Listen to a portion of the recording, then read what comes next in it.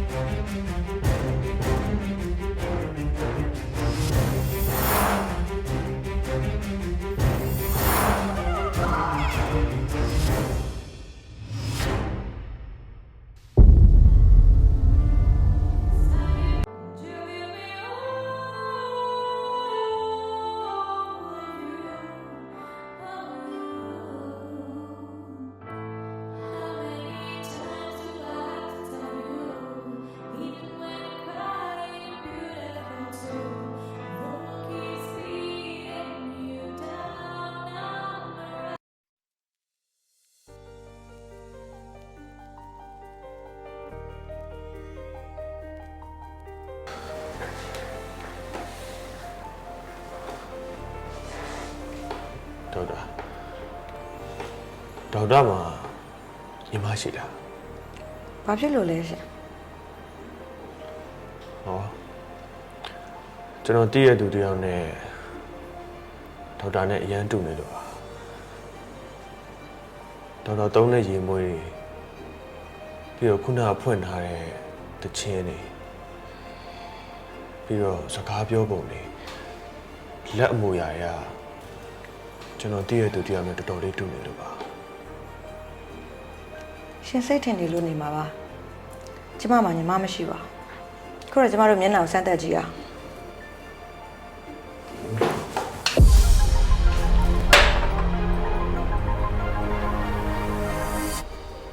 ထုတ်တာဘာဖြစ်လို့လဲ sorry ပါကျမရှင်းမျက်နှာရဲ့တုံ့ပြန်မှုကိုစမ်းတာတုံ့ပြန်မှုအားအရန်ကောင်းပါတယ်ညီမကြီးဒီနေ့တော့ဒီအခုကို laser treatment လေးပဲလုပ်ရအောင်သူအရင်အပတ်ကလုပ်ထားတဲ့ treatment ကတော်တော်လေးအဆင်ပြေတယ်take care လုပ်တဲ့အနေနဲ့ပဲ laser လေးပဲလုပ်လိုက်ကြရအောင်နော်ညီမလေး